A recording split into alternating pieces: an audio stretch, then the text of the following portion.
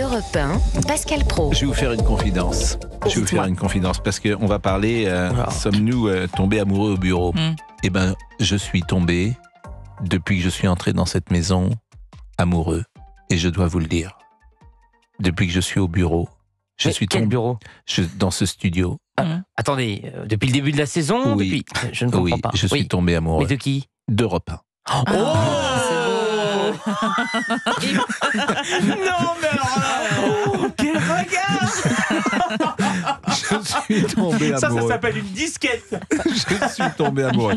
Alors, nous avons donc Maître Yves Toledano. On a appris ces dernières heures donc un salarié en couple avec une collègue a été licencié pour faute grave dans une entreprise ardéchoise. Lui travaillait aux ressources humaines. Elle était représentante du personnel et tenait un mandat syndical. Lui a été licencié pour échange d'informations confidentielles sur l'entreprise. Décision rendue par la Cour de cassation pour manquement à son obligation de loyauté. On va vous expliquer peut-être avec Maître Yves Toledano de quoi il s'agit.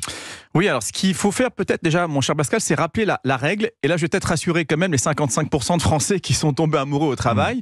La loi vous dit qu'il n'est pas interdit d'avoir une relation amoureuse au travail. C'est pas interdit. D'abord, c'est protégé par l'article 9 du Code civil qui vous dit que l'employeur ne peut pas aller s'immiscer dans votre vie privée. La vie privée, c'est la vie privée. Il n'a pas le droit de se mêler. Et puis, deuxièmement, le Code du travail, il vous dit qu'un employeur, il n'a pas le droit de vous licencier pour des raisons d'ordre privé. Par exemple, votre religion, votre sexe, votre situation matrimoniale, si vous êtes enceinte, par exemple. Donc, on ne peut pas. Mais, il y a même 3 mais.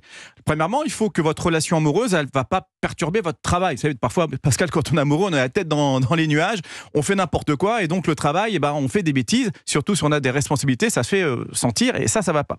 Deuxièmement, il faut être discret. Si vous faites des petits bisous toute la journée à votre collègue, surtout s'il y a de la clientèle, ça va pas, il faut un devoir de discrétion.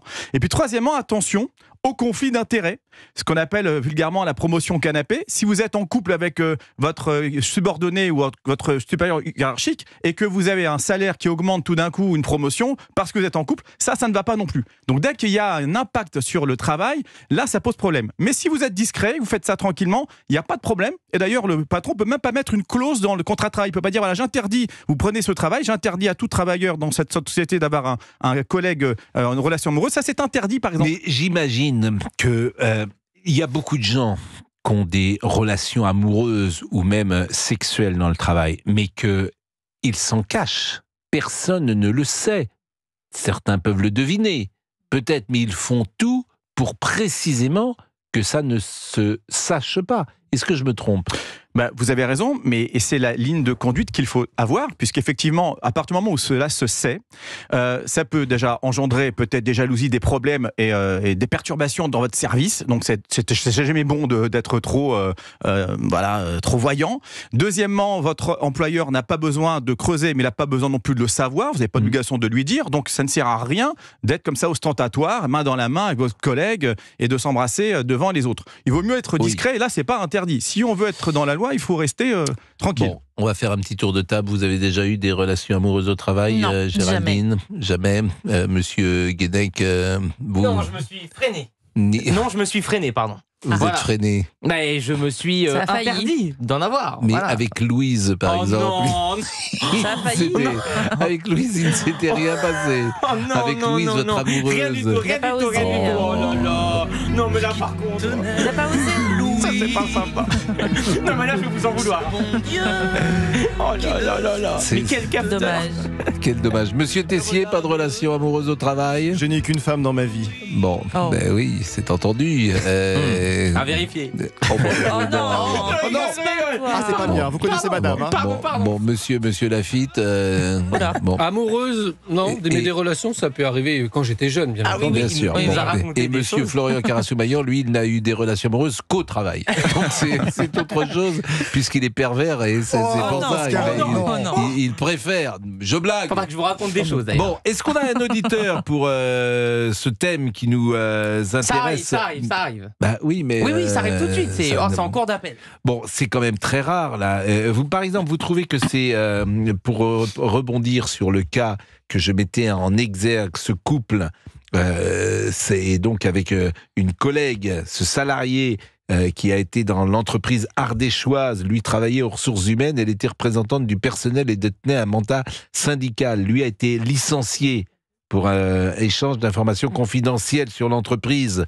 Ça vous paraît juridiquement C'est assez rare. Il y a quand même eu 10 ans de procédure pour arriver là. Alors, on l'a pas licencié parce qu'il est sorti avec sa collègue. Et il a été licencié parce qu'on lui reproche un manquement à son obligation de loyauté. Ça veut dire quoi ? C'est-à-dire que, comme il avait une position qui représentait les employeurs et elle représentait les salariés, et qu'ils avaient des réunions régulières sur des plans de licenciement, on a supposé que, dans l'intimité, il a pu donner des informations embêtantes pour la société, que donc il n'a pas défendu les intérêts de la société. Donc, encore une fois, c'est pas parce qu'il est sorti avec cette syndicaliste, c'est parce que dans le cadre, ils étaient opposés, si vous voulez, dans leur travail. Bien sûr. Chacun représentait des intérêts opposés. C'est là que ça pose problème.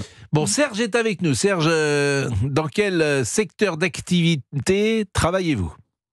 Alors j'ai travaillé, je suis en retraite, mais depuis peu, j'ai travaillé au ministère des Armées, enfin de la Défense à Paris. Et en fait, j'ai eu une relation d'amitié, mais très poussée, très forte, platonique bien sûr, avec une générale qui travaillait avec moi. Et je l'aimais beaucoup, je travaillais bien avec elle. Amoureux, disons, j'aimais surtout la personne, quoi. J'aimais la façon qu'elle avait de travailler. C'est le principe d'être amoureux en même temps. Si vous préfériez ses chaussures, c'est autre chose, mais vous aimiez je l'aimais bien et je lui offrais des cafés, je lui offrais des chocolats. J'étais au petit soin avec elle. Alors tout le monde était très formaliste avec elle. Tout le monde l'appelait général et moi je l'appelais par son prénom. Bon, je la vous voyez, bien sûr. Non, mais est-ce que vous auriez aimé aller plus en avant ?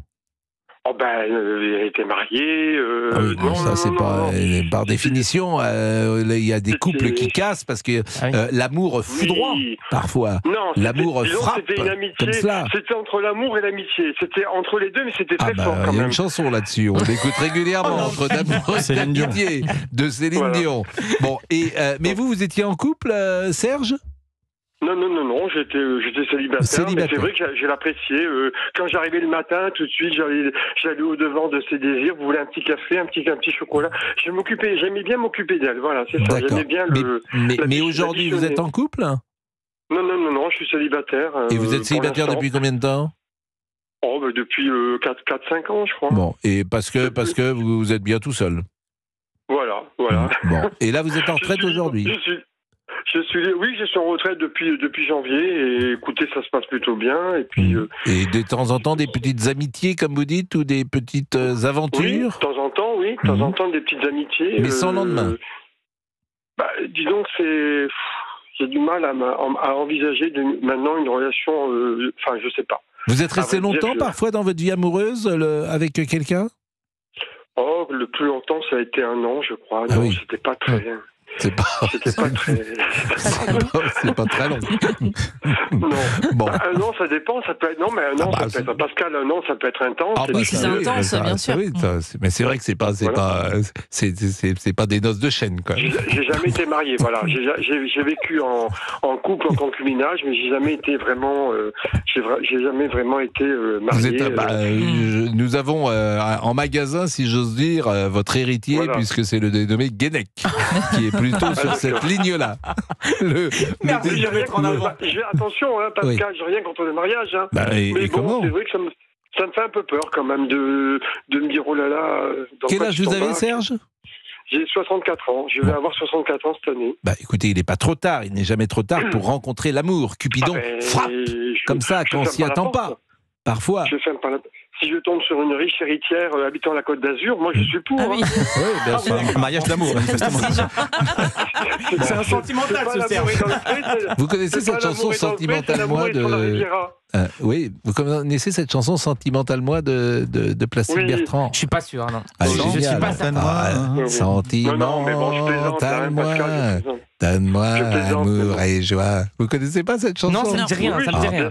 On va l'écouter. Alors Laurence, elle a rencontré l'amour justement au travail. Bonjour Laurence. Oui, bonjour. Vous avez rencontré l'amour quand ? J'ai rencontré l'amour il y a longtemps, il y a plus de 30 ans au travail.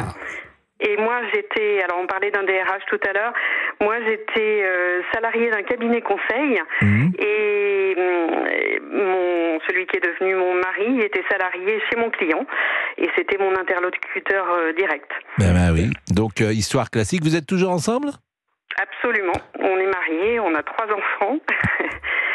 Et je suis bien contente d'avoir pu le rencontrer. C'est l'homme de ma vie. Donc, Mais alors ça, je trouve qu'il n'y a rien de plus beau que ces couples qui durent. Parce qu'effectivement, un couple qui dure, c'est un gage de fidélité, j'allais dire de lien fort, forcément. C'est un peu bête ce que je dis, mais et c'est vrai que tous les couples ne durent pas. Ce que je dis aussi est assez banal. Pardonnez-moi.